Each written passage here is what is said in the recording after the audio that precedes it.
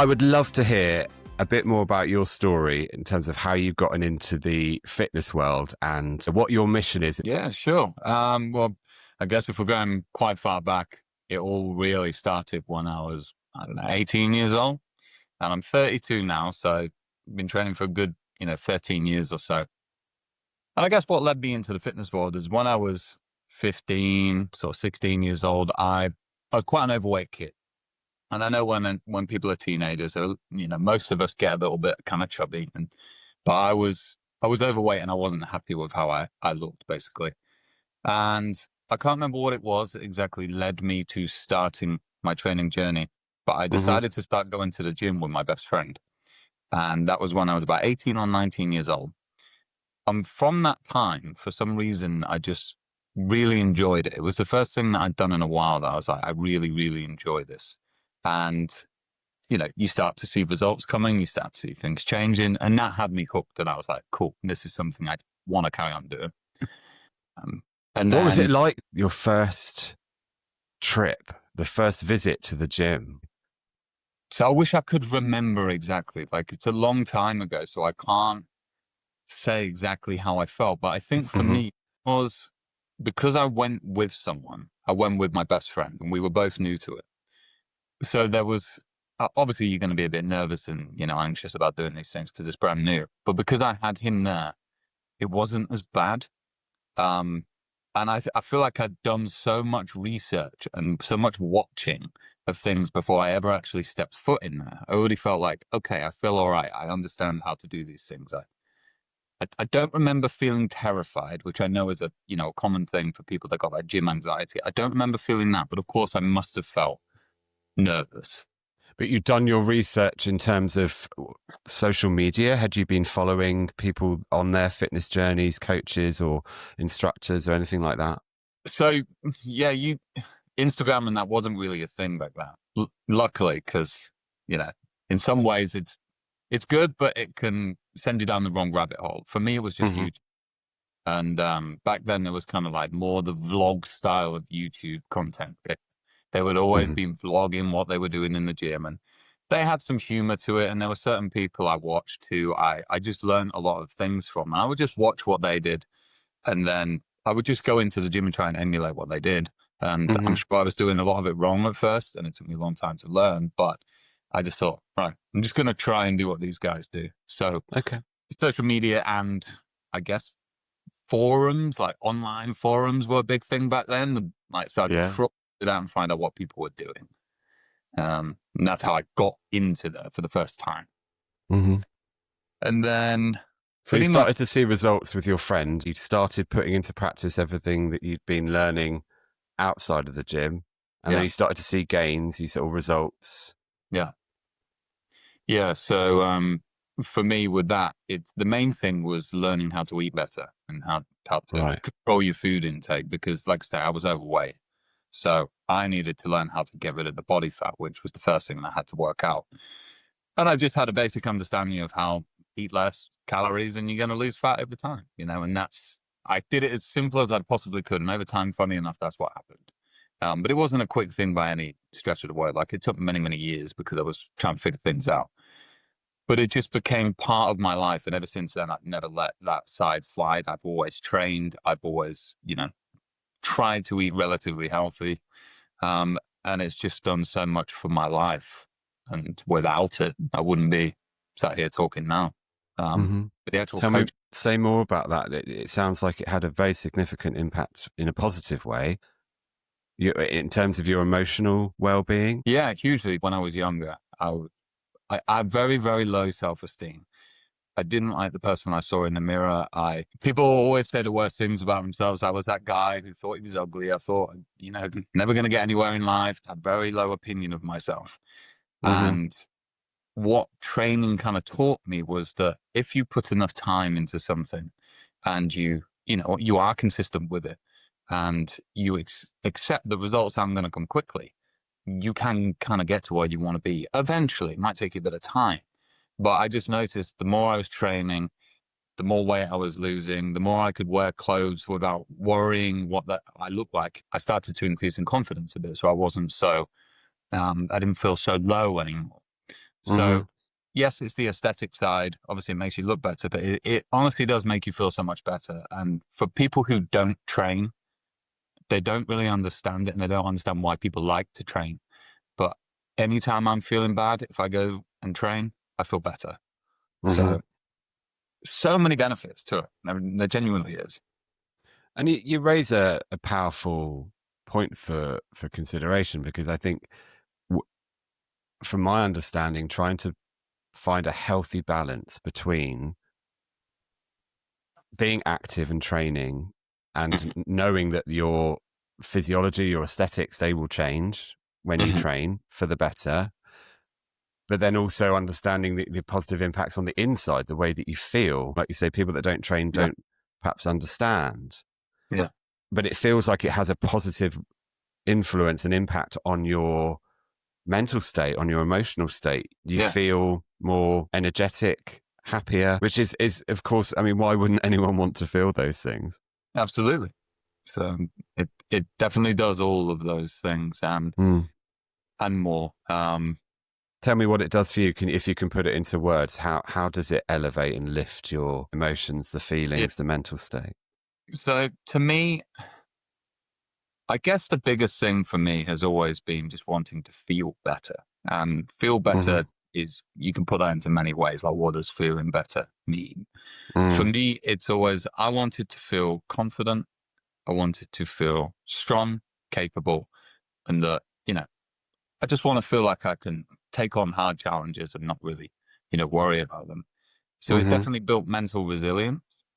And then it's really, really hard to put into words. But like I say, if you're having a bad day, or especially for now, because so many of us sit at a desk all the time, when you go and train, you just feel better afterwards. You feel energized. You want to go about your day. You often think that, if you train, you're going to be more tired. It's the opposite. It makes me feel better. And it's just, like I say, it's the confidence thing. It's just, I'm not saying I'm the most confident person in the world, but if you'd have asked me, 10 years ago to sit on a podcast and talk, and I'm like, no. And I've done so many things where, I went to drama school and all that kind of stuff. And without the training, without the feeling more confident in my body, feeling more confident up here, I don't think I'd have ever have had the balls, basically, to go and do those things. So it's hard to put into words, but it's just improved my life in every single way, really. I can tell. And it's difficult, I guess, when it's your subjective experience to truly articulate it for others. But I would imagine many people listening will have, if they train in some way, shape or form, whether it's weight training or any form of exercise, that they know that they feel better afterwards. Yeah. But you raise a great point about, a lot of the time, I think we hear people say that one of the barriers perhaps to training and exercise is that they're tired. And actually, what you're describing is that it can be far more energizing than it is depleting when it comes to your energy levels. But one of the blocks or barriers that I'm sure come in for a lot of people is, I can't train today, or I don't want to train, or I haven't got the energy to train. I'm already tired. And do you come across that a lot? Yeah. I mean, I come across that with myself all the time. Some days you are just really tired, and the idea of training is like, I don't want to train. But from personal experience of someone who has, like, I've always been pretty active with my jobs. It was always like walking around doing things. Like, since I've become an online fitness coach, I spend the majority of my day sat down at home. Ironically. The majority of my day I'm sat not doing a lot, and I end up more tired doing this than I was when I was active. And I understand what people are saying. You're tired after a day of work. Say, like, if you work a typical, 9 to 5 or 8 to 4, and the idea of going to the gym at, say, 6 p.m. when you know it's going to be rammed full of people is the worst thing in the world. Nobody wants to do it, and I understand that. But I also think, if you've not trained, or like I said, it doesn't have to be the gym, but if you've not done any kind of exercise, I think often people think that you need to do it more days than you think you do. Like, people go, I can't go to the gym 6 days. No one's asking you to go 6 days a week. Can you go 1 day a week? Can you go 2 days? I'm talking like half an hour, 45 minutes at a time. Yeah. We all have that time in our week. It's just about finding a place where you can allocate that time. But yeah, man, don't get me wrong. Like, I feel tired all the time. I don't want to go. And the longer you've been training, it's easy to slack off because you're like, oh, I've been doing it so many years now. I'm entitled to take a week off, 2 weeks off, you know, and I did. I moved house recently. I took 2 months off. I didn't train for 2 months. But I Hmm. noticed that when I wasn't training, I felt a lot worse and I didn't feel my best. As soon as I got back into training, I was like, I feel good again. So Mm. it is a Mm. common. I wonder about tiredness as a barrier. I'm curious to know what you think. It feels like there are different types of tiredness Mm-hmm. that people might then muddle up. So I'm thinking about mental tiredness versus physical tiredness. And please tell me if this is your experience or not. But speaking for myself, I know that if I'm mentally tired, doesn't necessarily equate to me being physically tired. Yeah. And that prevents me a lot of the time from actually getting myself to the gym or any form of exercise, if I leave it to the end of the day. Yes. But it seems to be like battle between the mind and the body. Mm-hmm. That if we're mentally tired, we then assume that we're physically tired. I'm curious to know what you think. So if you have a particular line of work where you're talking to people all day, you know, you're having constant discussions with people, or you're talking about really in-depth things, like you're therapist, right? I am, yes. Yeah. So I imagine, you know, for someone like you, you're having very deep conversations with people. And at the end of the day, you're like, God, I'm exhausted. Mm. Mentally exhausted, like you say. Doesn't mean your body is physically exhausted, but that mental exhaustion is gonna. It's easy to then be like, well, I don't want to go and do that thing because all I want to do is rest, and that is perfectly understandable. And there is no way around that other than it does become a little bit of just discipline, habits, making it become part of your life and finding that time where you can go. If you can't, like, I hate training in the evening, but I'm very lucky with my schedule because I can train whenever I want. But it Hmm. didn't used to be like that. I had to sometimes go 8 p.m. at night. I was like, I don't want to go at 8 p.m. at night. So could you go on the weekend? Could you get up a little bit earlier on the weekend? Could you go when you have some time off? But Mm. that mental exhaustion is a very, very real thing. Mm. And you can be very physically drained. Like you know, if I've had a lot of social occasions and I'm like, I don't want to be around anybody right now. I don't want to go out. Yeah, And it's, yeah. you'll feel it. It's just learning how to deal with it, I guess. Mm. One of many, I would imagine, barriers that prevent people from getting fitter. Yeah. What would you say are other barriers that people have to face and overcome to enter into the fitness world, whether that's weight training or cardio, whatever it may be? You must come across a lot of individuals that have their own personal Yeah, challenges. absolutely. I would say the number one barrier would be fear, the fear of doing it. Right. And the second one would be, I often have a lot of conversations with people who feel like because they're so, in their eyes, they're far gone. They're like, it's so hard to get back in shape. I've got to lose, you know, 100 pounds, or I got to lose like 10 stone or whatever to get to where I want to be. To them, it feels a bit like it's not possible because it's Mm-hmm. so far away to them that they think, what's the point? You know, it's going to take me years. And I'm like, okay, you know, if you have got, say, a lot of weight to lose, it might take a long time. But the way I always see it is time is going to pass anyway. So wouldn't it be better to just, even if you're just chipping away, slowly chipping away at these things, look back 2 years, you'll be like, I'm so glad I did it because I've changed a lot in 2 years. So I Mm-hmm. think that is a huge thing. People's limiting beliefs on what they can achieve and just not believing that they can do it. And then the second one is like the fear of whether it's going to the gym, whether it's going out on a run. I had a conversation with someone the other day and they were like, I don't want to go out for a run because I think people are looking at me. And, you know, we all think these things. Yeah. I'm not a fan of running and I think I run weird.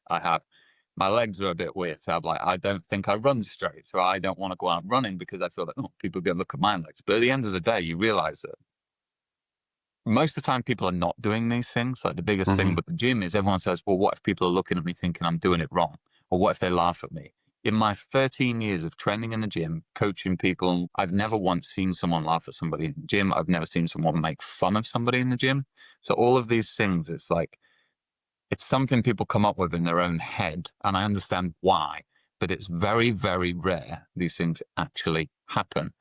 So I think people are preventing themselves from doing it by something they've kind of created in their own mind. And like, are you going to let that hold you back from all the possible benefits that you could achieve from it? Mm. So I It's a guess, powerful force, isn't it? Fear, like you've wait, described, people create powerful stories in their minds about worst case scenario.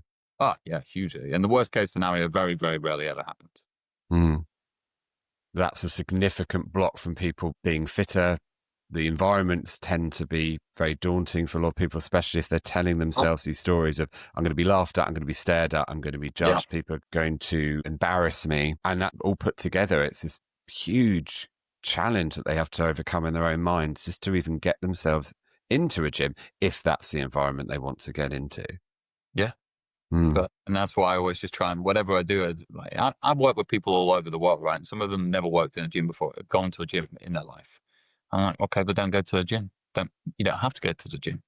Can you just start doing something at home? Can you go out for a walk? Can you increase your steps? And then when it gets to that time when they're like, I feel like I want to go to the gym, I'm like, cool, let's start with one day. Even if you just walk in that gym, you go on a treadmill, you walk on it for 10 minutes and you leave. Mm-hmm. More than you did last time. You just build up. The problem is, I think people think they have to do everything all at once, and you don't. Just start small and build up on it. That's what I would say. Yeah, it's a strange phenomenon, isn't it, really, considering some parts of us know that things that are worth changing take time, but other parts of us come online and say, well, we've got to do it all now. We want the end result now. Yeah. It's something about, I think, maybe fearing that we won't get to the end. So if we have the end right now, Yeah.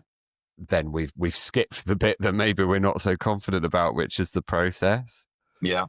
But I know for myself, having gaps in training over the years, that when I did it almost exactly what you've just described, I just went to the gym, went in, sat on a weight machine and did a couple of reps and thought, there you go. Yeah. I've started. So the biggest barrier has already been overcome. Exactly that. You've already started. And I know we haven't touched on it yet, but like my whole thing is, my niche in the market, I guess, is combining my love of Warhammer with fitness. And the reason for that is they are so similar in the approach of how to do one and the other. Okay, tell me about that, because I can see an array of models or a collection of some Yeah. sort in the background. Tell me about this correlation between Warhammer and the gym. Warhammer randomly came into my life. I was not a Warhammer guy until 6 months ago. Literally took me until 32. I never understood it. I was always like, why do people want to paint, little models that you just put on your shelf and that? But luckily, I live in Nottingham, and Warhammer is from Nottingham, so we have Warhammer World. And I just took a random trip there one day and documented my time there on a video and put it on Instagram. And the video went pretty viral. It just did really well. Mm-hmm. And everybody in the comments was just like, "Oh, you should give it a try yourself, and don't be afraid of trying it. It's a really great hobby. Give it a try." And I was like, "I'll give it a try." And I went into the shop. I was like, "I've never painted a model before. Can you show me what to do?" And they're like, "Yeah, of course. Sit down. We'll show you how to do it. It's great fun." I ended up leaving with £70 worth of the starter kit, and I was like, "Well, I guess I'm trying this now." And I got home and I painted my first model, and I have never ever been good at art. I can't draw. I don't have a creative bone in my body in that sense. So I thought I'd be dreadful at this. But what I love about it is the same with the gym. Yes, there are people who make these incredible looking models. Their painting detail is phenomenal. What they do is insane. Mm-hmm. And you can look at that and you can think, God, I'm never going to get to that level. Or you can just look at it and think, I'm not trying to do that right now. All I need to do is get this first base coat down, that's just a pot paint. All I've got to do is paint the first color. Yeah. Once that's down, then you build upon that and you do the next layer. And then you learn the technique to do the next bit. Nobody starts with painting the most incredible model. It's exactly like the gym in the sense of, yes, it's scary to get started because you think you're going to suck. You think you're not going to be any good at it. and you're worried what people are going to laugh at you and say your models are trash. They're not. It's been the most supportive community I've ever been part of. So my whole thing now, from a Mm-hmm. random fluke of going to Warhammer World, what I've now done is, okay, there's these people who want to get fit like myself, but we're a little bit nerdy. You know, we're into Warhammer, into video games, and that's always been my thing. I've always been a huge gamer, and Mm-hmm. now I'm a huge Warhammer guy. Like, I've literally got a whole shelf behind me, and that's from 6 months ago. Before that, nothing. So I decided to take the idea of fitness, merge them together, and now it's like, cool, if you're into it, you want to get in shape, but you also want to be around people who have got similar interests, and you can chat about Warhammer and, you know, have meetups in that Warhammer world. Join. This is the perfect place for you. Mm. And just seems to have been received really well. And since doing this, my social media has grown rapidly, and so I just seem to have found my little place. But I really enjoy it now because I get to combine my two loves. And I love that. I think you're describing, in my mind, a way to inspire people that perhaps would not necessarily be as exposed to the world of fitness and training because of the, albeit affectionately used term, nerd, which I love that that's being reclaimed, right? Because we don't want to leave that in the hands of people that are being derogatory, but to own it and say, hey, yeah, I'm a nerd. I love this stuff. But then it's also, there is this connection between being creative there and also then being creative with your own fitness and health and well-being. Exactly. Giving people that maybe, I'm thinking more perhaps through school, don't necessarily get inspired or encouraged to think about their fitness because nerds don't do the gym, I suppose, is what the myth you're trying to dispel. Yes, exactly that. And my thing, and you said so much there that is true. And like the word nerd used to be, like you said, a very derogatory thing. And now it's kind of like the things people got bullied for in school are now becoming like, oh, it's cool. You like anime? You like video games? Yeah. It's like suddenly it's cooler. And then, you know, you have people like Henry Cavill from Hollywood, who's a massive Warhammer fan. And I think he helped to massively turn it into something like, oh, wow, Henry Cavill likes Warhammer. He's Superman. He's Jack. Like, if he can do it, why can't I do it? And I think that's had a huge effect on it. And now it's coming out that so many people who maybe kept it as a bit of a secret and didn't want to tell people that they do Warhammer, it's becoming more accepted. But what you said there is perfect when you said about, you know, perhaps people who wouldn't have ever thought about getting, you know, working on their fitness. Because what I do is, if you watch my content, it will start with something Warhammer related, and then I'll turn it around and be like, and this is how it relates to working on your fitness. This is how it relates to the gym, blah, blah, blah. And I use the two analogies and to kind of combine it together. But like you said, I've had so many people reach out and say, I've never wanted to go to the gym, or I've always been afraid of going to the gym, and your videos have made me now want to go and realize it's not that scary. I'm like, that's great, because that's the goal. I'm like trying to show that, look, I'm like you. I was that overweight guy who was the nerd and still am the nerd. I'm just not overweight anymore. So it's like, you can be these things. The two don't have to be mutually exclusive, you know? Because there is stereotypes behind people who are into these things. And, you know, to some degree they are true, but there's also the other side of, you know, there's plenty of people who just normal people, you know, normal guys. So. And how do you personally navigate and professionally navigate the heavy focus on weight? Because in my understanding, it's an intricate conversation. It's not necessarily that being overweight equals necessarily being entirely unhealthy. I'm so curious to know what your experience is, but it feels that there's sometimes a confusing narrative around that. Yeah. And I mean, you said very openly about being overweight as a child or as a young person. Yeah. And I just wonder about the messages there and how you then received that you were overweight and how you now strike a balance between having a healthy relationship with your body, I suppose not worrying too much about weight in and of itself. Does that make sense? Yeah. You know, I know what you're saying about like, just because, you know, you perhaps might be a bit overweight doesn't mean you're necessarily unhealthy. Now, Mm, there are degrees to that. Yes, if you are, say, hugely, you know, overweight and you're obese, yes, there are health problems that come with that. It's not healthy for anyone to be at that level. But right, you can, you know, be carrying a bit more weight, and that doesn't mean that you're not healthy. It just means that you've got extra fat stored on your body because you've eaten a bit too much. But right. there's that thing of, and also the other way around, and especially in this industry, you get some people. I have no interest in bodybuilding. I've never wanted to do anything like that. It doesn't interest me. Hmm. Unfortunately, with the bodybuilding world and things like that, you get a lot of people who they might appear to be in the most incredible shape. Yeah, they are at their unhealthiest in terms of inside and also Ah, mentally. right. The amount of conversations I've had with people who look insane, and anyone would be like, "Oh my God, you look incredible," and they have the worst opinion of themselves and Wow. the lowest self-esteem, and that. So you Mm, do have both sides, and it's trying to find that balance of, you know, do I feel more confident now when I'm in shape as opposed to when I was out of shape? Yes, purely because I don't worry about certain things anymore. I can just put hmm, on a black t-shirt and a pair of jeans, go about my day and feel confident. Before, hmm. I would be wearing baggy clothes, always pulling up my top, feeling like, oh, is my belly hanging out? So that is just an element of, oh, I'm a bit more relaxed.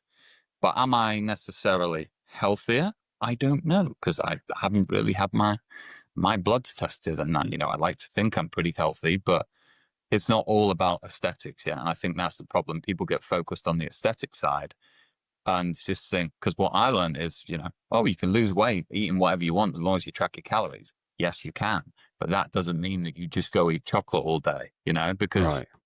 outside you might look great, inside, no. So it's Mm, about eating healthy, having a healthier lifestyle, and the apparent weight loss is just a byproduct of doing healthy habits, essentially. hmm. If that And answers at all. no, it does. It does. I think the losing weight is a byproduct element feels really significant. Yes. I wonder whether or not so many people focus entirely on weight loss, Yeah. but it's much more holistic than that, from my understanding. It's much broader. And I don't know if I know a lot of people are putting out positive messages, but I think there are equally a lot of unhealthy messages out there about it being the cut, it being the calorie loss, it's being the fat loss, rather than looking at it in context as to like your whole life. Yes. It is. And I think the reason for that is, and this is someone who is in this industry. So it's easier to, so like if you're, for what I do, right? I'm an online coach. Most of my business comes from Instagram. Mm-hmm. If I just put on, say, like my story or whatever, how I attract, if I just put, oh, you want to feel better, you know, it's harder to sell that, because that's like, well, everyone wants to feel better. It's easier to talk about fat loss because it's something people can visualize. Right. They don't understand perhaps that from doing all the other things, the fat loss will come as a byproduct, but how they'll feel is the actual main thing. You know, I've got Mm-hmm. people I've worked with for, say, the last 18 months, and their initial goal was, I want to lose all this weight. And then they get to a point when actually, weight loss isn't my thing anymore. I actually just really like feeling strong in the gym. I like feeling good. I like how training makes me feel, and I like how eating better makes me feel. If I lose a bit of weight, yeah, okay, that's cool because it's nice to be a bit leaner. But I think if it's the sole focus, and unfortunately, that is a lot of how the fitness world is, purely because I think it's easy to market. It's not Yeah. easy to market. If you do all this, you're going to feel better, because people are like, yeah, I don't believe it, you know. But if you say you want to lose 10 kilos in the next 90 days. I mean, everyone's like, oh, yeah, God, 10 kilos. I mean, I don't believe that, because I don't believe these things are really that possible, because everyone has a different rate of how quick they can do something. But Mm-hmm. it's easier to sell it, if you get me. It, that makes sense. It's the marketing, the selling, the sales pitch, which says a lot about our psychology and how we need to have something to be the hook. Yes. I suppose part of me feels a little sad that it's not as inspiring for somebody to say, do this and you'll feel healthier across the Yeah. board and you'll feel energetic and alive. We have to say, want to lose X amount of stone, want to lose X amount of pounds, want to put on the muscle, want these shoulders, want these biceps, Yeah. whatever it may be. And it just feels a little bit soulless. It does. And like I say, I wish it wasn't that way. But if I was to like, the first thing people do for me, like they fill out a consultation form and it's like, what goals? I can probably give one instance where someone just said, I want to feel better or feel healthier. It's always, I want to lose 5 stone. And then, but that's like, okay, maybe that's the first thing. But then we uncover, what's the real reason you want to lose that 5 stone? Is it because you think you'll be happier? Yes. And it all, at the end of the day, all of these things, that might be the initial thing they say they want, but nobody wants to lose 5 stone. You want the result of what 5 stone loss will give you in your life. Of what it's going to give you, perhaps, if you need to lose that much weight. Maybe you can run after your kids. Maybe you're not going up the stairs without being out of breath. Maybe you're more confident around your partner. That's the thing that's the real thing that they want. But that's hard to market. I can't be like, hey, do you want to feel more confident around your partner? And do you want to do this? It's harder to say it, you know? And I think that's what people are chasing, isn't it? If that's the right word. People are chasing a feeling. Yes. And they think by losing X amount of weight that they will get that feeling. But what I like about your approach is you're actually taking a much deeper dive into the psychology of someone's thinking, their worlds, the context that they're living in, and trying to then get to the root of what it is that they really want to feel like, and then try and zoom back out again and say, well, hey, maybe weight loss is part of that. Yeah. But it's not the whole picture.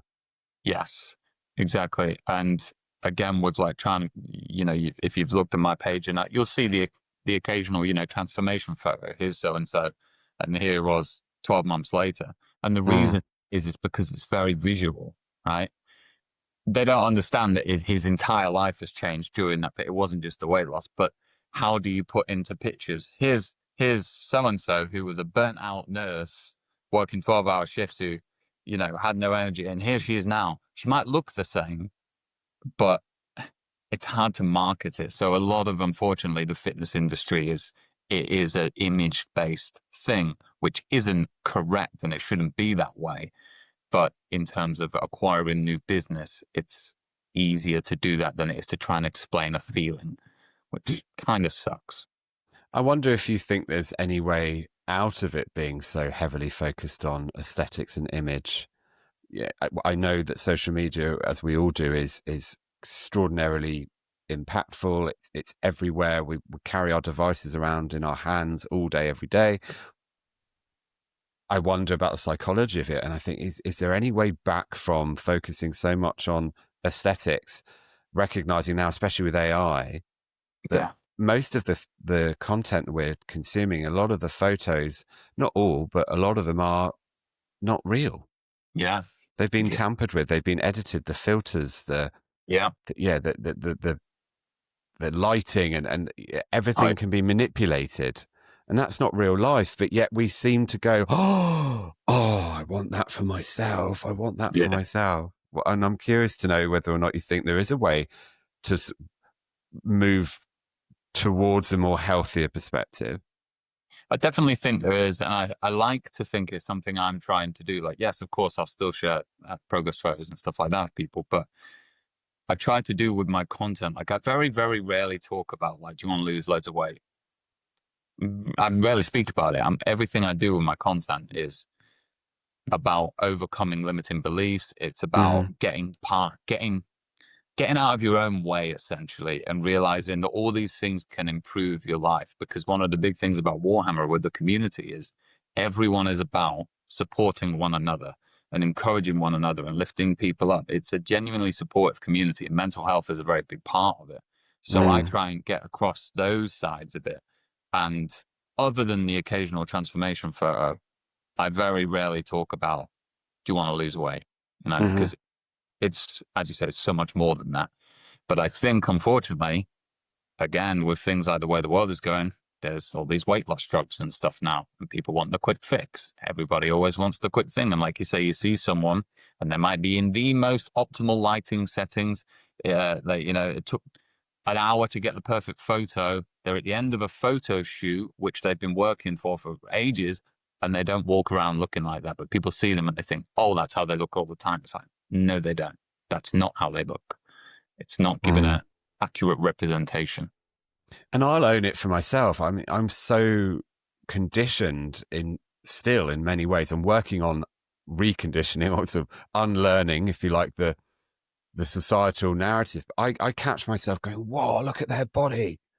And I'm like, whoa, whoa, whoa, whoa. Hang on a minute. Wait. I don't know the person. And also that, like, the environment that has to be created to get that type of shot.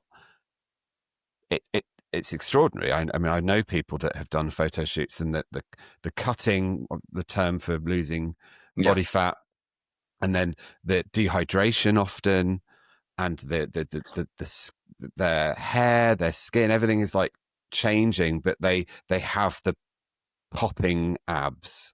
Yeah. But for like you say, maybe 100 photographs for like a portfolio of like 10. Yeah. And I think, oh no, this bring myself back from the fantasy and just remember that that's not actually real life. That's not how human beings function.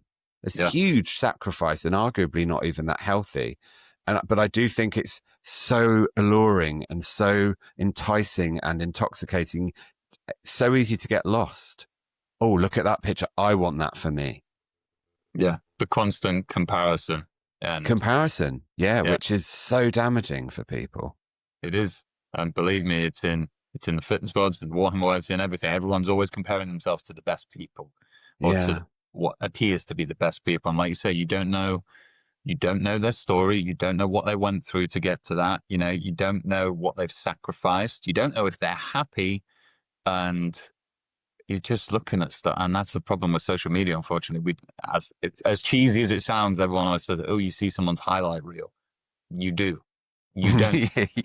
You don't see the times where they're at home crying and thinking, oh my God, what am I doing with my life? I'm a failure. And you don't see all that. You just see, oh, it looks like they've got it all together. They maybe don't. So how does it actually work with the online fitness coaching world? Because I've had coaching over the years, training, and I've loved and appreciated it. I've never had it online. I'm sure people have different opinions about what works for them, which is completely understandable. But tell me a bit more about how online coaching actually works in reality for those people that are listening that don't know how that online support actually works. I think it's a really good question, because I do think a lot of people have no idea what online coaching is. So when you say, I'm an online fitness coach, it's like, well, how do you do online coaching? Because initially people say, oh, does that mean, I'm going to go to the gym and you're going to be on the camera watching me and telling me what to do? And I'm like, no, it's not like that. Essentially, what it is like, it's sort of like three elements. You got like training, nutrition, and accountability, basically. Now, I understand why a lot of people like having an in-person coach, right? Because you've got that person there. And for those people who are like, oh, well, it just gets me to go to the gym because I know they're there. But initially, sure, it might be helpful to learn the movements, to learn what you're doing, know that you're doing it safely and that. But from my personal experience, you only need that for so long. What people really need is accountability. Okay. So it's not the fact that they need someone there an hour a week at the gym. What they need is someone holding them accountable. Right. So online coaching, yes, I'm not there with you in the gym, but I actually offer a lot more, in the sense that any of my clients can text me at any moment of the day. They can call me. They can have anything they want to know, anything they're struggling with. They can contact me, and I speak to them all the time. And I help them with their training. I help them with their nutrition. And we have group coaching calls. We do weekly video calls where we check in, and, I send them a list of questions, and I'm like, tell me about your week. Tell me how your training's going. How's your nutrition going? All these sorts of things. How's your mental health? And then I'll send them a video back, or I'll have a live phone call with them, and we'll go through all of their struggles, anything they're worrying about.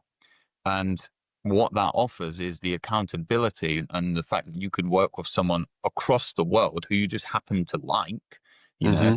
especially with my kind of industry, like with Warhammer, go find an in-person coach who talks about Warhammer. Yeah. You I ain't would gonna find, imagine they're a little rarer. Maybe not with your mission, they'll grow, but yeah. yeah.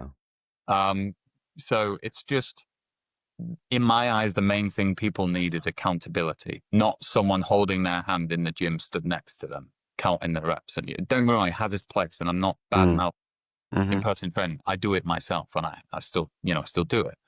But I do think what online offers, as opposed to just a personal trainer, is that full system of they're there to help you with everything. And it's surprising how many people come to me and say, I didn't think I'd like online coaching. I didn't think I felt like I needed someone there in the gym. Because I've had people who've never worked out in their life.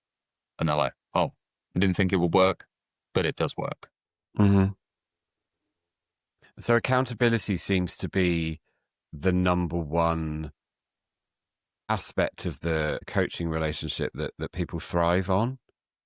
I wonder about what your experience of accountability actually means in context. So I guess like accountability side is in the sense of, there's no one making you do any of these things. It's like there's having that person there who has not only been through what a lot of these people are going through. Like I've been through everything I'm asking someone to do. I've Hmm. been through it. I know what it feels like. I'm not asking you to do anything I haven't done myself, and I'm not asking you to do anything that I think is way out of your comfort zone. Right. Yeah. So having that person to be able to ask the questions to say like, I'm feeling this at this moment. Is this normal, Hayden? Should I be feeling this? I really don't want to train today. Okay. Why do you think you didn't want to train today? What's Hmm. happened yesterday? Or I'm having a really bad day today. I feel like I'm looking small. I'm looking weak. Okay. What's made you feel that way? It honestly, it becomes, I'm not a therapist, but it becomes very much like a therapist relationship sometimes. I Yeah. know everything about my clients. I know all about their family. I know what's going on in their life. It's more than just someone telling you what to do in the gym, Hmm. and I've actually built, I've got several clients who I would consider friends. Might be like, well, shouldn't you keep that barrier between professional? And it's like, some people you just get on with really well. And like, yes, I'm their coach. I have clients who have been, when you've been with someone for a long time, you see them go through really difficult periods of their life. You see them go through, maybe going through a divorce, maybe heartbreak, or they've lost their job, or relatives died, or something like that. And you see people go through this. And it's nice to be able to know that I objectively look at things and, offer my advice or whatever. But I try not to advise people, but Guide them. just be there for someone Mm. and see them in these difficult times and know, like, okay, I'm here to help you through it. The amount of times I will just call people, and I always say, if you need a phone call, you can have a phone call. Like if you need to call me, and I try often to push these things, like reach out more, ask for help. You'd be surprised if people sign up and they never contact you. I'm contacting them all the time. Like, yo, never hear from you. I'm here to help, and that's, Mm. I guess, what I can offer that other things perhaps can't in that way. So, how would you help inspire fellow nerds or anybody that has perhaps sat there for a long time thinking to themselves, I don't feel comfortable in my body. I don't like the way I look. I want to do something, but I don't know what to do. There's so much choice. There's so many mixed messages out there. How do you guide someone towards figuring out for themselves how to start that journey? The Mm. best way to learn something quick and to get to where you want to be is to go to the person who has already done the thing that you want to do. Right. Hmm. When I got into coaching, I hired a business coach, someone to teach me all the things I knew nothing about in this industry. And yeah, it cost me a lot of money, but the money it cost me has already been recuperated by the things that I learned from it. So Hmm. if it's fitness or whatever, and you have absolutely no idea what to do. And the problem is there's all this information out there on the internet now.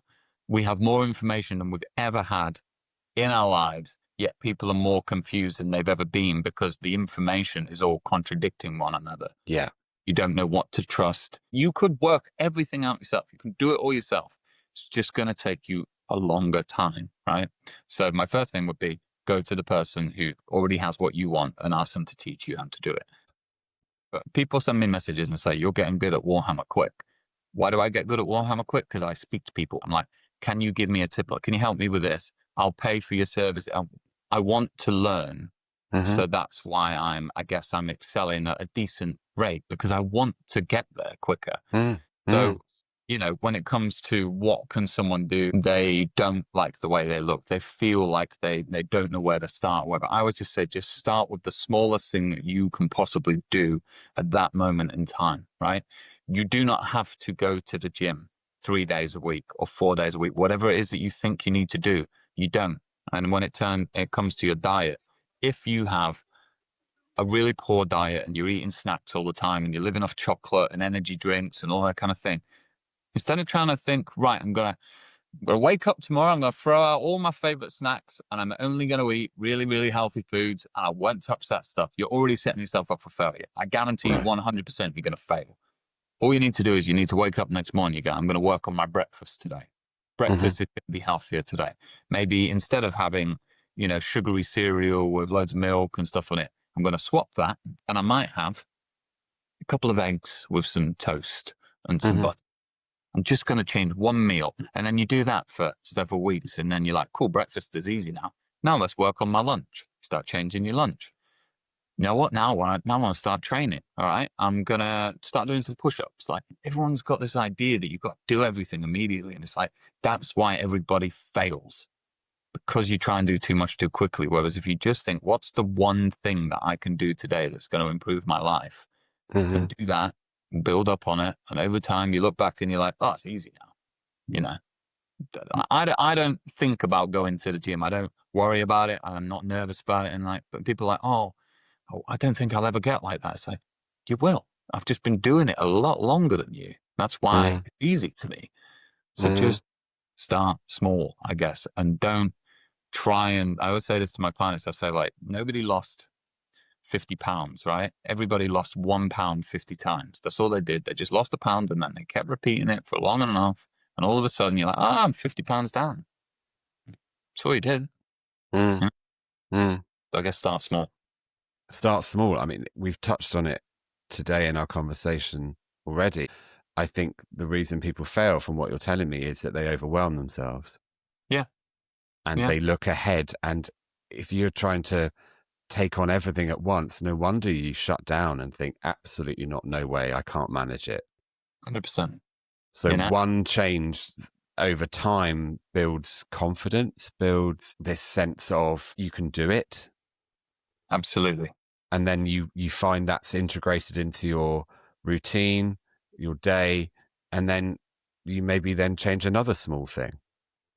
Exactly that. Right. One step at a time. It's the same as anything. I don't know why we all look at this as a different thing, but say when you were training to be a therapist, right? They didn't sit you down and go, right, here's your client. You got 60 minutes with them. Off you go. You love first. Yeah, right. It was, you had to do. This is number one. This is what you need to focus on first. When you're good at this, then we introduce the next bit. And that's exactly it. Like, so for someone who doesn't drink water, right? You see me, I'm sipping on this. The first thing I do every morning, I have a pint of water. First thing I do in the morning. Right. There you go. Got the big job. But you'll be surprised how many people never drink water, or they drink very, very little. And I say, okay, before you even focus on anything else. Yeah, don't go to this, right? Get a glass. Okay, let's try and drink a few more glasses, and let's try and hit 2 liters of water a day. Once that is not an issue anymore, then you introduce the next thing. Because if you try and do, and I think this is a problem, unfortunately, in the fitness world, especially with online coaching, and it's not coaching, it's just, here's your training plan, here's your diet plan, here's how much protein, calories, and carbs you need each day. Off you go. That's not coaching someone. That's just giving people stuff. That doesn't help. And for someone who's never, ever done any of those things before, and you expect them to understand how to weigh their food and how to understand how to track their calories, no, they don't. You got to start small. So the first thing I always get people to do is, can you take a photo of your food today? Every day. Show me what you eat. I just want to see what you eat. That's it. Start from there. And then we go, okay, let's take a little bit out of that now. Let's work on the next thing and make breakfast a little better. That's exactly what I do. And I think that helps with reducing the shame levels that people accumulate and suffer Yeah. with immensely, uh, letting someone into what they're actually eating, the reality of what they're actually consuming, what they are or are not doing, overcoming those really dark moments where you feel entirely vulnerable. If you can find someone to work with where you can say, look, yeah, do you know what? I ate a whole bar of X chocolate today. And you're like, okay, Cool. like, you know, you're a good person. Like, do not beat yourself up over that. But let's look at what was going on for you that led to that Yeah. choice. Exactly. And you've very actually rarely spoken today about anything to do with the weights or the reps or any kind of gym related jargon, even though I know there's a place for that. Yeah. What I've taken from this conversation so far is actually you're making it much more relatable and having a conversation from human to human, rather than I'm in this physical shape and I need you to focus purely on the gains. Yes. You know, I know there is room for conversation like that, but not until the foundation's built for going, hey, let's really understand Exactly. you. Yeah. Exactly that. Understanding the person, and what you said there Mm, about there is a place for that.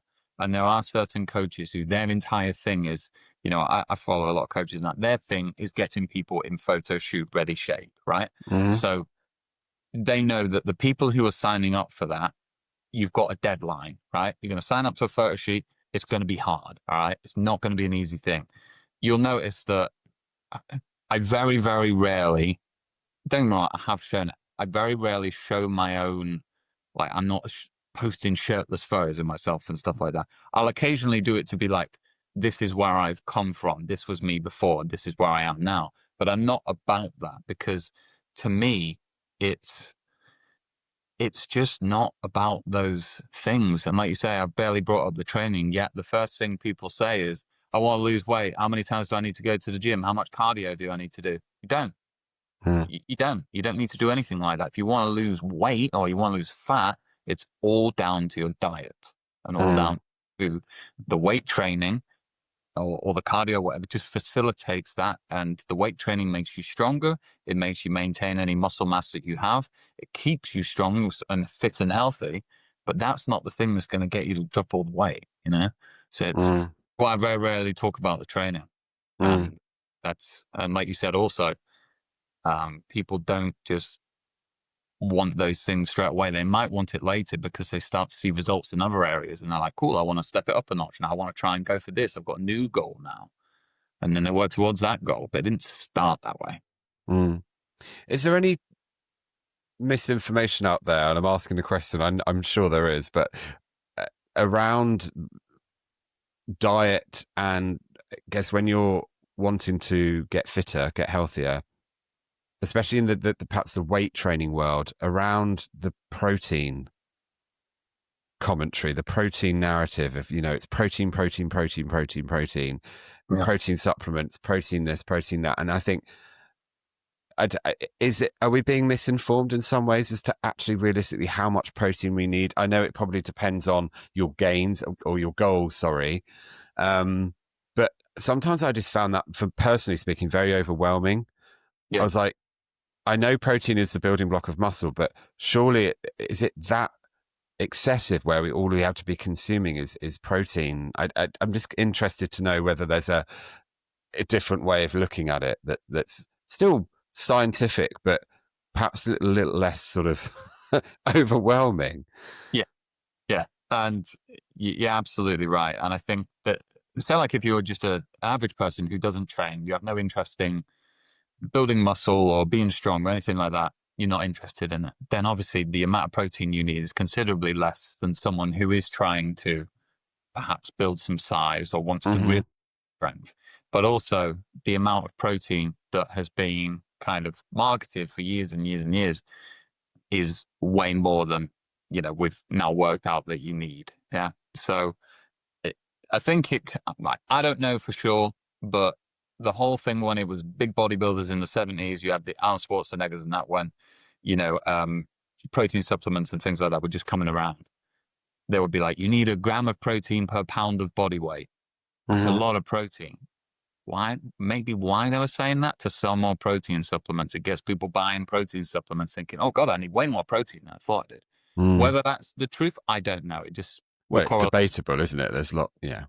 But in terms of like what someone needs, it's way less than what is kind of marketed, and protein supplements and things like that. It's one of the first things that people always ask me when they sign up. They say, should I go out and buy a load of protein shakes? I'm like, no, don't buy it. I don't use them. I don't need them. I get all of my protein from my food. Mm-hmm. The reason why we get people specifically focusing on higher protein than what they were eating before is because, to go back to weight loss again, if weight loss is your goal, right? All right, not weight loss, fat loss. You don't want to lose weight because weight loss means you're losing muscle as well. You want to lose fat, right? Okay, so that's important. So weight loss is perhaps not the way we should be describing it, but it's fat loss. So overall weight loss is muscle and fat gone. Exactly, yeah. So Right. someone might dramatic amount of weight, but they also maybe lost a lot of muscle because they did it far too quickly, right? Mm-hmm. So in terms of if you're trying to lose body fat, what's the thing that's going to be the biggest barrier for that? It's your own willpower. It's your own thing of not eating as much as you normally should, right? So the reason why I say eat more protein, because protein fills you up. So if you are eating a lot more protein, you are going to feel a lot more full throughout the day, which is going to then stop you from over consuming. Whereas if you're only eating very small amounts of protein and it's just packed full of rice, pasta, potatoes and that, and very little protein, you're going to be hungry all the time. So it's so much like you need this exact specific amount to grow, or to, it's more like to regulate your appetite. Just from eating more protein, it takes more calories to digest protein. So the more you eat, you are kind of burning calories a little bit quicker. So there's many reasons for it, but you don't need protein supplements. If you get enough from your food, you need them. They're more if you need the extra, if you're not getting enough from your food, but don't see it as like a replacement for your meal. Yeah. And I guess it does. I think it's about education, understanding that we have these elements of our diet, the proteins, the carbohydrates, the vitamins, the minerals, etc., that we do need a healthy balance of. But in the fitness world, I am leaning more into the weight training world, I guess. I think that's my experience. I know it's not always the case, but it then becomes like protein obsessed. And for me, over the years, it somewhat stripped my joy out of eating. Yeah. But that's my own personal journey, and of course, many people will have a relationship with food similar to what mine was, which was a lot of it was around emotionally eating. But it's protein supplements in particular. Since I've stopped taking them, I've felt so much better. My gut has felt so much better. I don't feel like I'm so obsessed with the numbers around protein anymore. I just feel like I know protein's important, and I'd forgotten about the fuller aspect, fuller for longer. Yeah. I guess it's to do with the way that our body, like you just said, digests protein, and we digest other like carbs faster, don't we? They turn into sugar quicker in our system. But it doesn't make you, the thing people think with carbs is they think, oh, carbs make you fat. It's like, no, they don't. It's they don't make you fat. Yeah. Yeah. It's just how your body processes them for energy, I guess. Yeah. But I think going back to what you said earlier about weight loss and fat loss, I think people we say weight all the time, don't we? It's constantly embedded in the way we talk. I need to lose weight. I need to put weight on. I don't want to, be this weight. We're focused on numbers on the scales. Yeah. And we think we have our ideal weight. We have our goal weight. And that to me just feels like we're really leading people up the garden path. Yeah. I think it's because, like you say, people focus on the number rather than like, how do you look? Like people go, what weight should I be trying to get down to? I don't know. I don't know how you're going to look that way. I don't know. But, do you think if when I get 70 kilos, I'll look good? I don't know. I can't tell you. And it doesn't really matter. The scale is useful for an indication of are things moving in the right direction, right? And I always Right. ask my clients to weigh themselves every day. And at first they're a bit like, oh, I don't really like that. And I'm like, the reason for it is this. If you weigh yourself every day, your weight is going to go up and down throughout the week. Yeah, that's normal. It's going to fluctuate. But then what you do when you've got 7 days of weigh-ins, you add them all up, you divide by 7, you've got the average weight for the week. If the average weight is going down across the weeks, that you know that you are losing weight. Yeah. But it's not about what's the weight on the scale. That's just an indication of progress. But it doesn't matter what you weigh, it's what you look like. So if you're happy with what you look like at that weight, it doesn't matter what it is that you weigh. It's a big focus on the scale, and it's like it shouldn't be on that. It should just be more of like, what are you happy with, essentially. Yeah, and feeling that you can connect with your own body inside and see how your energy levels are, see how your gut health is. Oh yeah, gut health's huge. See whether or not you're feeling like you need a nap in the middle of the afternoon, or whether or not you feel energized and consistent with your energy levels throughout the day. People don't realize that all of that down is often related to food. Like we'll say like, oh, we're really tired all the time, got no energy all the time. It's like, well, let's have a look at your diet. Well, there's a lot of sugar in there. There's a lot of processed food in there. And, oh, my skin's bad. There's a lot of things in there that could be causing inflammation, a lot of things that could be causing these problems. But no one ever looks at that. They always just think, oh, I'm just tired because of work. I'm just tired because of this. It's like most of the problems we feel are down to the food that we eat. But we put enough time and effort into that. And that's why I stress to people, eat whole foods. And what I mean by whole food is just something with one ingredient, right? Beef, chicken, rice, potatoes. It's not got a massive long list of ingredients on the back of a packaging. If you eat predominantly that food, you will feel dramatically better. But if you eat trash food that's made in a lab, that's full of sugar and just all these ingredients, it's no wonder that you don't feel your best, because you're not giving yourself the best fuel. You wouldn't put cheap fuel in a good car. You wouldn't get a Ferrari and put basic unleaded in it. You'd get the best fuel you could get because of the car being so expensive. But we fuel our bodies with trash and then wonder why we feel crap. And I think a lot of that, my experience, comes down to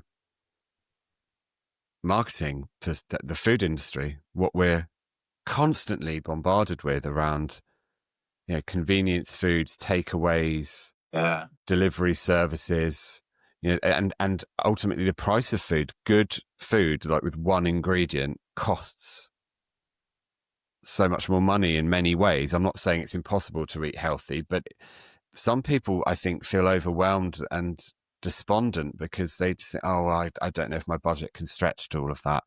And we're not being taught how to cook really anymore. We're not being taught how to sort of nourish ourselves. Yeah. And that's hard. It is hard. And like you said, you think like eating healthy costs more than, say cheap packaged frozen food from Bird's Eye, chicken burgers and that. It's like, whatever. It's other frozen foods are available. Yeah. Could be plain chicken. Yeah. But I get it. And I grew up in a family where money was very scarce, right? And we had 4 children in the house and money was hard to come by. So we had to eat certain foods that filled the family. But my mum was always big on making things like shepherd's pies, spaghetti bolognese and stuff like that, things that would last you several days. People say it's more expensive to eat healthy. And yes, it is. If you're buying grass-fed, organic, raised on some local farmers beef, then yeah, it's expensive. I don't eat that stuff. It's really expensive. I can't spend 10 quid a day on a steak, but no one's asking you to do that. It's just asking you to be like, could you buy a pack of beef mince as opposed to Iceland shredded beef, Chinese spiced breaded stuff, right? It's cheaper, is way more healthier for you, and you can turn it into several meals. I'm not saying you have to eat the entire pack in a day like I do, because I like eating a lot of food. But it's as expensive as you want to make it. But then also, if you're eating good food, you're actually going to spend less because you're not eating so much. Like if you go and buy a pack of Mars bars. Who eats one Mars bar? You eat Certainly the whole not me. pack. You Yeah. know, you have one and you're like, oh, I'll have two now. Next thing you know, the whole pack's gone. Then you've got, so you end up spending more on all these things that are just like snacks, you know, Hmm. extra things. When you actually just eat good food, you end up spending less because you don't need to, like, no one ever craves more than one banana. You eat a banana, you've had your banana. You don't go, no, I'm going to have two more bananas. It's because it's real food. But that doesn't Mm. happen when you eat processed crap. And I'm not saying I'm perfect. And believe me, I still eat my processed food and it could be a lot better. But that's biggest piece of advice I could give to anyone is just work on your food. Just Mm. try and, I'm not saying every meal, just try and eat less processed food and more whole foods. It will help. It really will. I think that's really powerful. For I would certainly take that away and help renew my own sense of confidence in eating better food. That eat less processed food. Yes. I'm not saying don't Replace it. eat any. Yeah, don't, because that again is buying into that. We've got all or nothing, I suppose. And Yes. And don't get me wrong, the longer you do it, I haven't got to this stage yet, but there are people who just don't eat any processed food anymore because their body has just, they don't like it anymore. The yeah, reason why it's so easy to eat is because it's made so highly palatable. It's packed full of stuff that make it taste so good that you think, I want to keep eating it. So when you actually eat just regular food, you're like, oh, this tastes bland in comparison. But after a while, you're like, actually, this tastes great. And I don't want that anymore because I realized that it's not what I should be eating. But yeah, I'm mm. not saying just cut it all out. You know, we live in a world now where it's almost impossible to not eat some form of processed stuff. Yeah.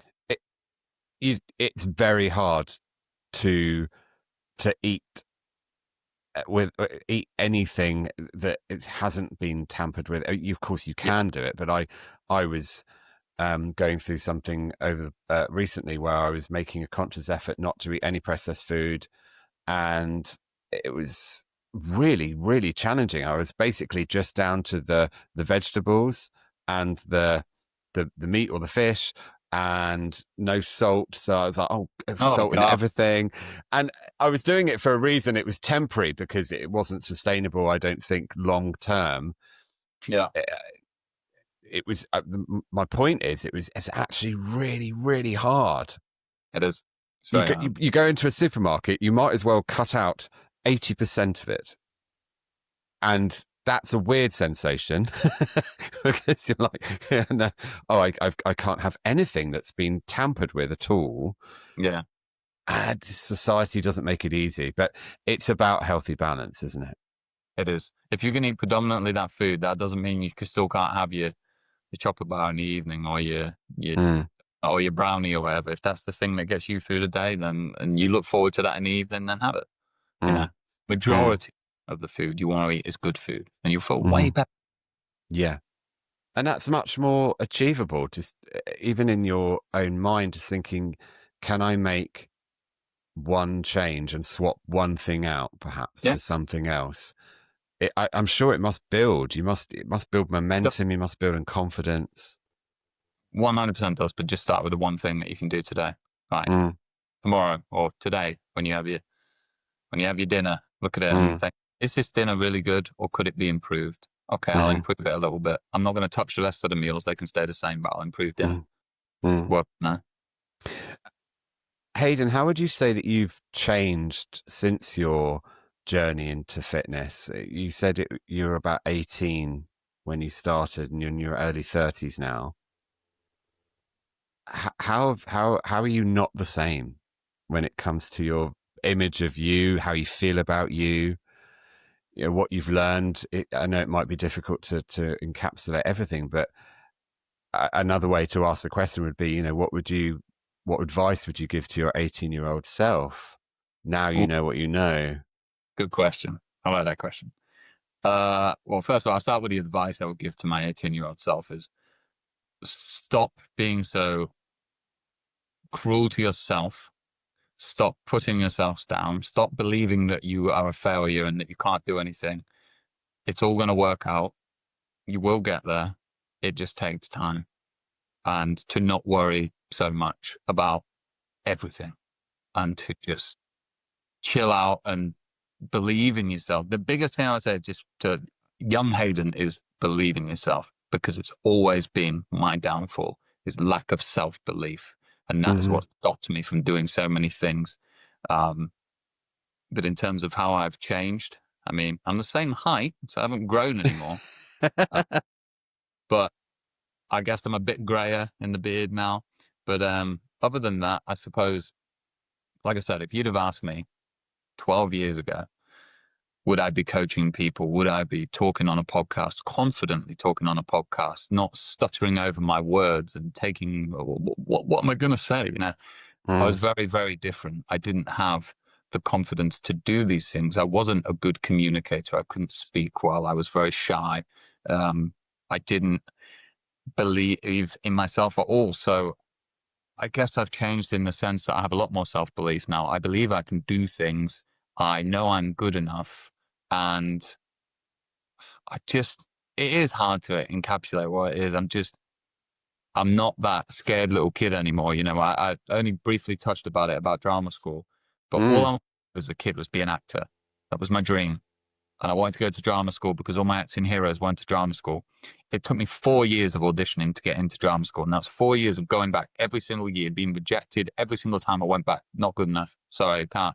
Most of the time, they didn't tell you why you didn't get in. But I got in eventually after 4 years. And that was like my crowning achievement at the time because I did it. But I know the reason why I didn't get it before is because I would always self-sabotage myself and because I didn't believe in myself and I would not put the work in and just think I could coast things. And I don't know. I was my own worst enemy. So I guess I'm not anymore. I've got out of my own way and I'm like, you can do anything you want if you're prepared to work for it. And if you're prepared to accept that everything that happens to you isn't someone else's fault all the time. Take ownership. I was bitter for so long about so many things. It's so-and-so's fault that I'm this way. It's because I didn't have this one. It's not. You're still in charge of what you do. You're still in charge of everything you decide to do today. So just decide to do something different, I guess. If that encapsulates anything at all. Oh, it most certainly does. There's so many powerful sentiments in there that I feel that it is a daily investment as well. That it's wonderful to hear how much you've grown and how much you've changed. From my experience, there are going to be times when perhaps old versions of us come back and start tapping at the door again and going, hey, I'm still here. Always. But you said it yourself, how you respond, how you show up, what you take responsibility for. Yes. Is the gateway to how you transform those parts of you that have caused suffering into now the parts of you that bring joy and confidence and self-belief and self-worth. Yeah.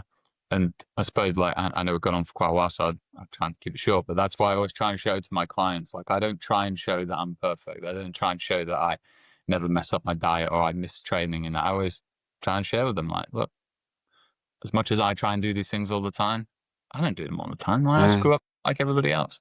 I hate the whole thing of, this person's perfect. It's like, no one is perfect. No, nobody. We talked about the older self comes in all the time.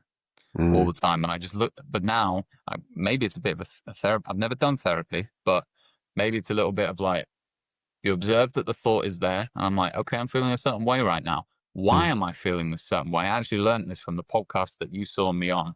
Learned it from him. And he's like, everything that we feel or something that's happened to you that day and you're feeling a certain way, it's like, it's something that's triggered it. Right. So if I'm feeling particularly down today about my appearance, well, let's look back at what I was doing before. I was probably looking on Instagram at people who look better than me. And I was probably comparing myself. And then, oh, that's why I feel this way. I know it's not objectively the truth. It's just, I know why I feel that way. Observe it, forget it, move on. And that's what I try my best to do. It feels like you're describing getting to know where it's coming from. That it's not just random. It's not that your brain is just offering you up these challenging thoughts that can cause suffering. They actually started somewhere. Yes. And that if you can find, not necessarily always the origin necessarily, but if you can understand the domino effect that's happening in your mind, or you can trace back, oh, I started to think this and I wasn't aware of it. And now I'm thinking really don't like the way I look, but actually it was because, like you just said, I was looking at social media and thought other people look better than me. Yeah. That gives you such powerful self-awareness to be able to transform and switch your energy up from staying in that negative place to actually deciding, well, how do I actually want to think about this right now? Yeah. You And know? realize you are able to change that or go do something that's going to make you feel different about the situation. Absolutely. And we do hold that power. I think the one thing that we have power over throughout the duration of our lives is how we respond to something. Yes, absolutely. The worst thing, or it appears like it could be the worst thing that happens to you. And it's like, well, you have a choice of how you're going to respond to it. Are you going to allow it to become the worst thing and say it's the worst thing and I guess go into that victim mentality, or can you flip it around and turn it into something good? And that can be scary. That can be really frightening to change your relationship with yourself on that level, to let go of what you thought you knew and rebuild something in its place can really wobble you. Yeah, it can. Self-awareness is everything. I think self-reflection is everything. But you can have a healthy balance. And you know, we are designed, I think, to be healthy ultimately. I don't think we're meant to be so sick and so poorly and so weak and so sedentary. I think we are designed to be, you know, creatures that move, that there's a dynamic, what's the word I'm thinking of? There's an energy around being human. I don't think we're designed to not feel well. Absolutely. And I guess it's only really the last 100 years or so, maybe a bit less, that people have really starting to maybe feel the way we've been feeling now. Because before that, everybody was active. Everybody had good relationships, or maybe not a good relationship, but people were around people all the time. You helped your neighbor. You had a community. You ate good food. You did things. Now we stand in front of a screen. We watch social media. We eat bad food. We don't exercise. We don't have friends. We don't go out. Why do you think we all feel the way we do? Because we live different lives. Yeah. And each generation have had their challenges, but I wholeheartedly agree with what you're saying. I think the challenge of our time now is being addicted to our devices. Yes. Obviously, you know, well. not everyone's circumstances. We're very privileged talking from our perspectives now. Yeah. You know, in our lives, we've got a lot to be grateful for. But I think one of the biggest challenges is that we're now battling being able to move, go outside, not be on our phones or watching the TV, not living our day to then always have to come back down to sitting on the sofa. Yeah. You know, that I can speak for myself. So many times I've been active and out and enjoying life and think, oh, I just need to get home and sit down. I'm like, well, yeah, but not as much. Like, I don't think that getting back to the sofa as our state is necessarily always a good thing.